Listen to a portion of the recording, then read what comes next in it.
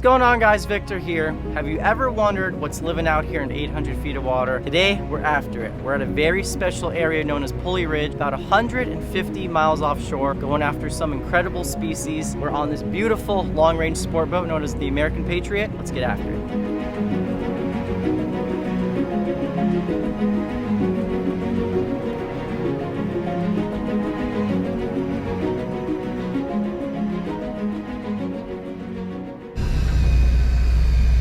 Oh! Get him! Yep.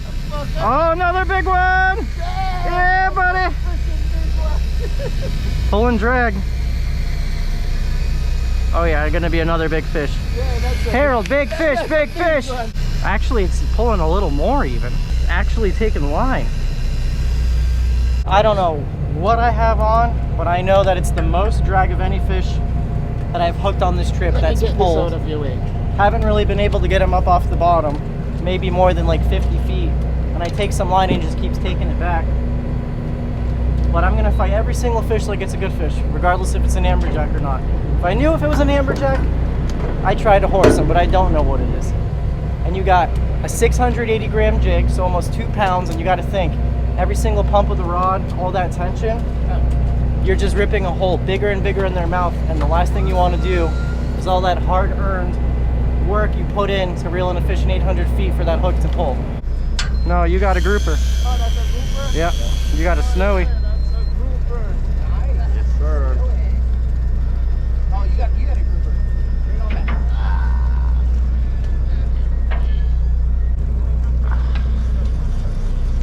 We got coral here.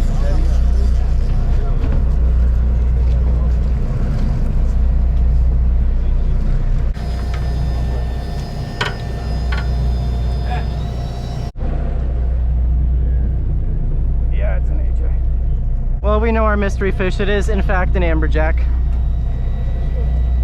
Oh, man. It's not even that big. It's only like 30 pounds. It's a big almaco. It's so funny. If we were back home, I would be so stoked to catch an almaco. But when you're on a trip like this and you're specifically targeting snapper grouper, I mean, that's a hell of a fish. That's a huge almaco. Him, right? Yeah, we can keep him.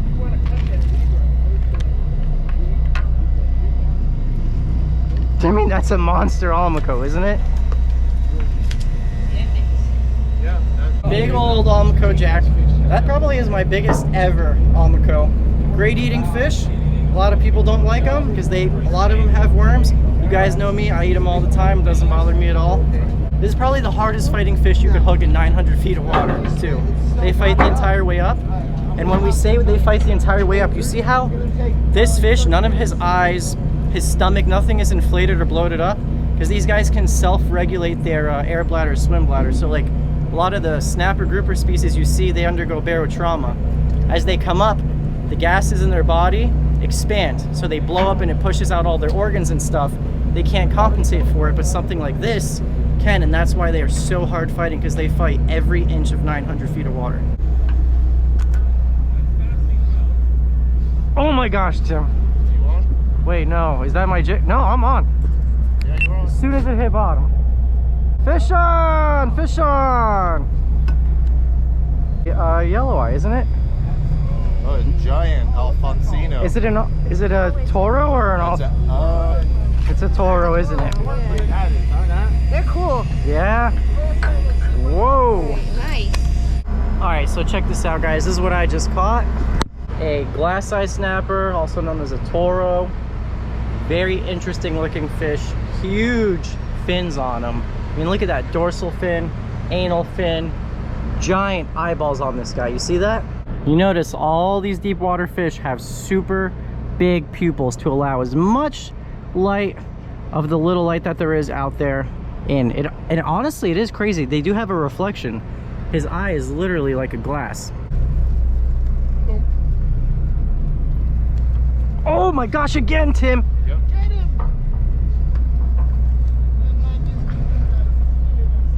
All right, good fish on the bottom. Oh, this is fighting just like that queen did. Take line, take line. So when I first hook a fish, when you guys see us jigging like this, we kind of go crazy with the hook sets, and you want to get much tension in the line as possible to bury those hooks. You got 800, 900 feet of line. That translates to a lot of forgiveness for that fish. You really got to bury those hooks in there. And then when you get them up off the bottom, then you can really back off the drag and play them easy. Oh, this is fighting just like that queen did. Love it. Another queen. Don't say it's an amberjack. Huh? I gotta get Oh, it's a queen. It's a big queen. Big queen. We need a guy, big queen. Oh my God. It floated. Oh, look at the size of that thing. Is this recording, Tim? Is it recording? Yes. Big queen. Nice. Woo, baby. Nice. Wow. Wow, that one blew up at the last second, huh? Dude, I think that's bigger than the first one. I think it is too. Doubled up with my man Harold, the Jamaican sensation. Yes, bro. Appreciate it. Take a look at this one, guys. Woo. Biggest ever queen snapper right there on the jig. Here we go with that. We got color on Tim's fish right here. Looks to be groupery, no? Amberjack, no? Oh no, grouper. Snowy. Nice, Tim. Wow, way to go. Get that bad boy. Nice job. He's got so many squid in his mouth.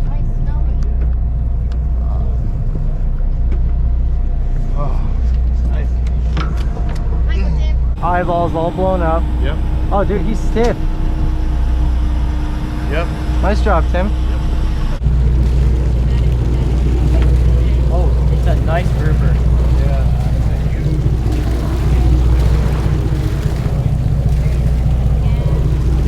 Wow! Yeah, that's good. Nice job, dog. Oh my gosh. Woo! Color pick, black, right? Yeah. Beautiful fish. Jersey represents. And Sarah on the gaff all the way from Nantucket. Oh no, not Nantucket, Montauk. Montauk, yeah. Ready again. All right, guys, Andy weighing in for the first snapper, a queen snapper. Let's see what we got. That's right. What's the verdict, guys? That's 18. 18.2. 18.2. All right, that's the number to beat, guys. 18.2. So this is for the biggest snapper, the queen. Biggest snapper. Point one side of that. Final answer? 22.8. Come on, it came out. Come on. Dude, we got a big winner. Victor, how do you feel about your victory? I'm just happy to be part of the Johnny Jigs trip right here. So this is a Slow Jigger Elite Power 3 slow pitch rod, and I hope you kill some fish with it. Thank you. Thanks, man. Thank you, Thanks, brother. For sure.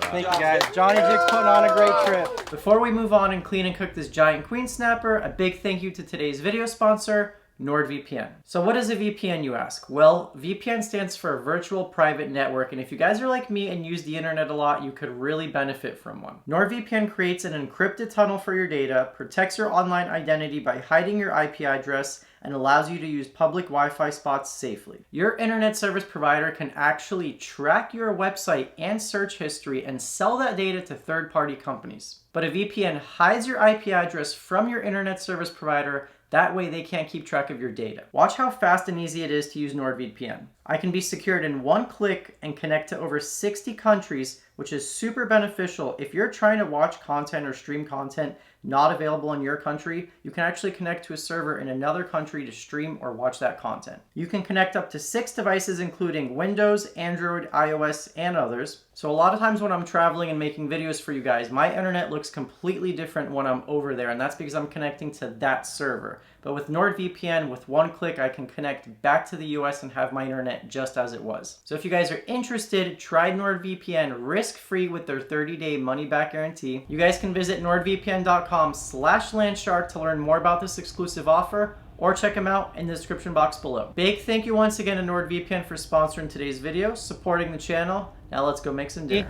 This fish I'm so happy and proud of. This was actually the largest queen snapper on, well, it was actually the largest snapper of the trip. I want a Johnny Jigs rod. I'm using the 7-inch Dextreme. There's no better knife to tackle a fish like this because these guys have some of the biggest scales of any fish I've ever dealt with. You guys can hear it right there. So I'm actually gonna take the back of the blade, the serrated side, get through these tough scales and go all around that head meat.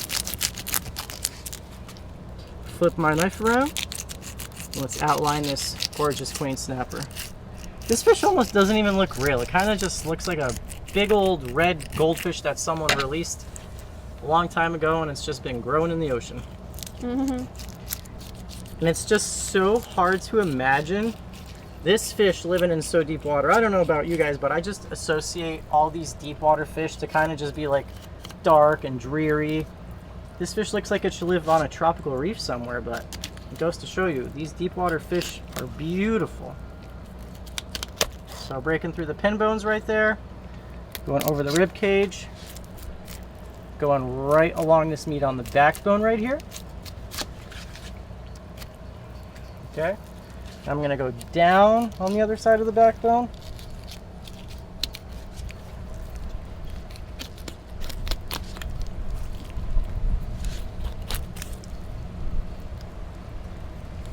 I'm gonna just grab this skin right here so I can hold on to this beast of a fish. And this guy's got a really big rib cage. Look at this, huge.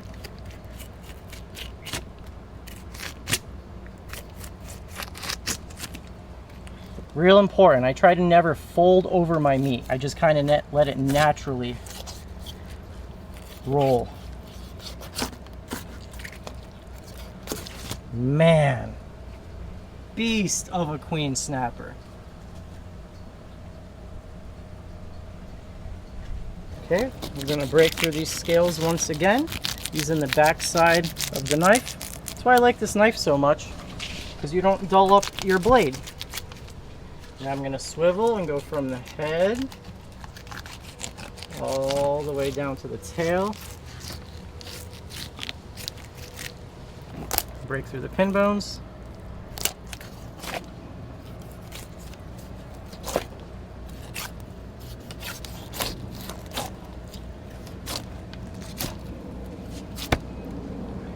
Voila! Okay, now we're gonna skin up this beast of a queen snapper fillet. I switched my knife just because I like to skin with this knife a little bit more, especially with bigger fish. And it's a little bit longer. That knife was only 7 inches. But man, just a big old slab of snapper.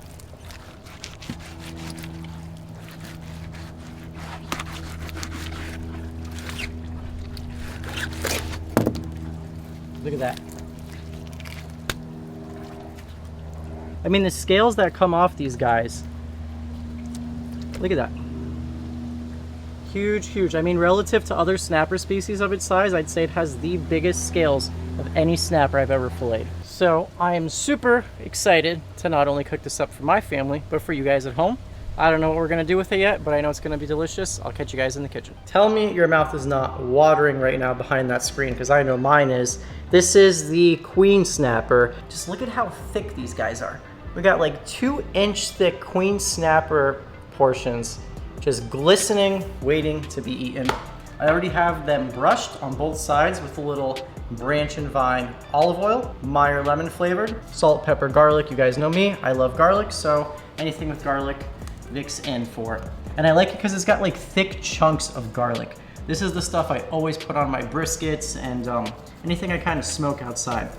So we're gonna go in on both sides of our snapper with this. It's called SPG, salt, pepper, garlic by Kinder's. Thick chunks of garlic, that's what I like about it. Just adds a nice crunch to your fish as well, you know? And this is a very thick piece, so I'm not gonna be afraid with how much I put on, especially because a lot of it will fall off on the grill. We're gonna do a little crushed red pepper. Brooke's probably like, don't put any on mine. But I swear, this is really not spicy. Vic, you're not gonna be able to taste the fish. Well, I don't know about you guys, but I like flavor on my fish. Sometimes the comments get to me, I'm like, I really wonder what the people who are commenting and saying, how can you taste the fish with all the stuff you put on it? I really wanna know what you guys are putting on your fish. It doesn't sound like it's much. Now we're gonna do an Italian theme tonight. So we're gonna go on with a little bit of oregano as well. So that is the beautiful queen snapper. Gonna go straight on the grill. I'm gonna repeat, do the exact same thing on the other side. Okay, we're gonna be cooking on the Camp Chef pellet grill tonight. and I'm gonna go straight on the grill grates. I'm not worried about this fish sticking because it is pretty thick and firm. Flakier, smaller fish I wouldn't put on the grill grates, but woo.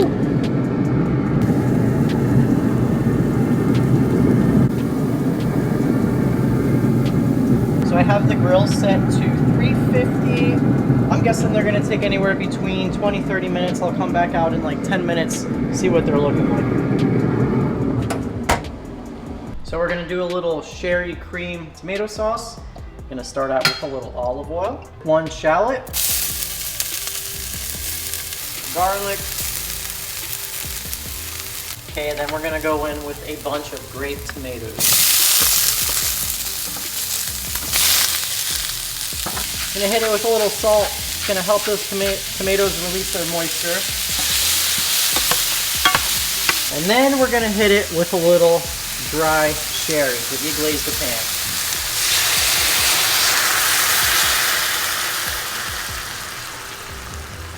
And now I'm just gonna wait. We'll probably go for 15 minutes. I'm gonna let those tomatoes kind of wilt down and just let all those flavors come together. Let that alcohol out of that sherry cook out. It's been about 15 minutes. Let's take a sneak peek of our fish right here.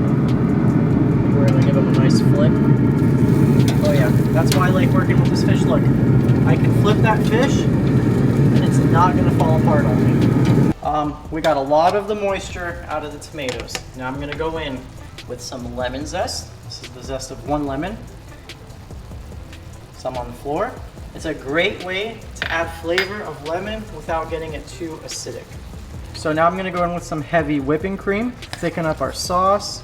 So it'll be kind of like a pink sauce to go on top of our fish. I'm also gonna go ahead and add in a little more basil to our sauce. And then look back here. I don't know how I never thought of this before. I took peas and made a pea puree. And then, well, first I blanched them, then I put them in the blender. Lemon zest, garlic, basil, Parmesan cheese, and then heavy whipping cream. This is gonna be the sauce for our pasta. So we're gonna have a very rich, delicious, super flavorful dinner. Guys, this fish is going to be amazing. Check this out. Look at that, baby.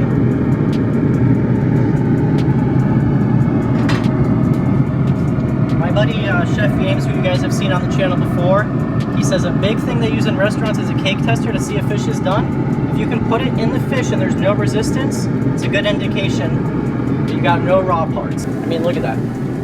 Come on, man. The one with yellow on the tips of its fins or no? The one with the tracers? Not that one. So we're gonna take our pea puree sauce and go right into our pasta. Gonna be no shortage of sauce in this dish. It's the worst thing when you get a pasta dish and there's not enough sauce. Look at that, beautiful green. Everyone's gonna get some pasta, pea sauce.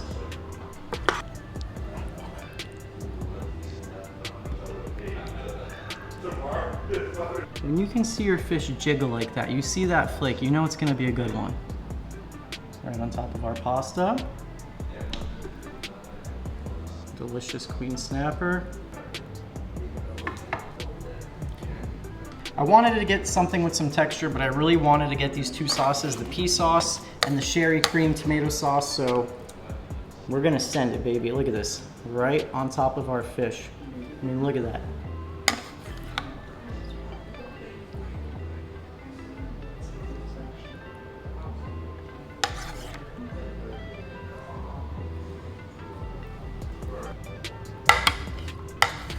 We got our pea puree penne. We got our queen snapper, which is grilled on the Camp Chef outside. And then we have a tomato sherry cream sauce, because I see a bunch of empty plates, so I think something went right here. Look at this.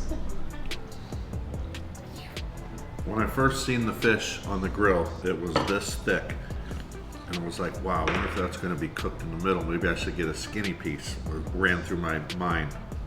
And then I'm like, no, let's have a little confidence in Victor's ability. I pulled that fish apart flake by flake, and it was just cooked perfectly all the way through, and just absolutely delicious from one end of the fish to the other. It was that queen snapper was delicious, and I think it was a snapper about that big.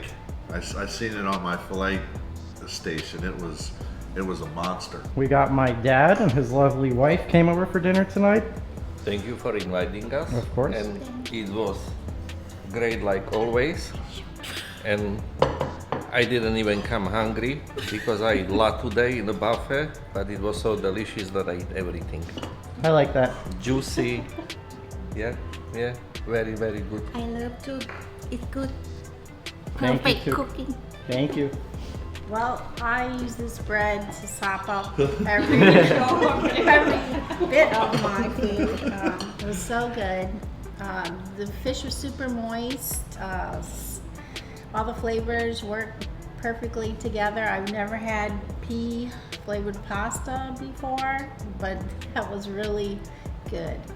Loved it. Hope we get some more of these queen snappers. Love them.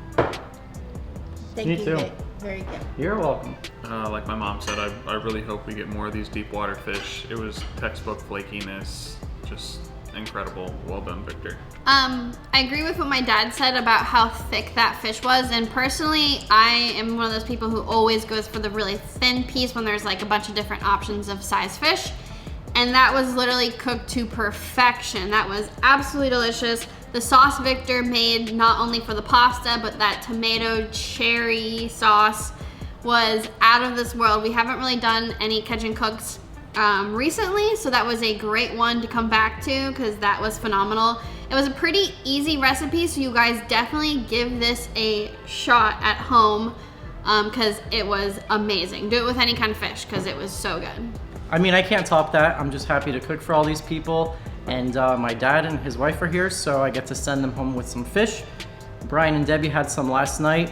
And I know I don't have to explain myself, but I know for a lot of you guys at home, when you see so many fish taken out of the ocean, it might be a little alarming for you. But you gotta think, all these people have friends and family. You see all the people at this table. My dad's gonna go home with fish. Me and Brooke have been eating fish. We had our friends over the other night. We went to this place called Fish Shack, so we never let it go to waste. Always goes to a good cause. I want to thank you guys so much for watching. If you want the trip of a lifetime, seriously, check out American Patriot. I'm going to have all of their stuff linked below. Till the next one, see ya.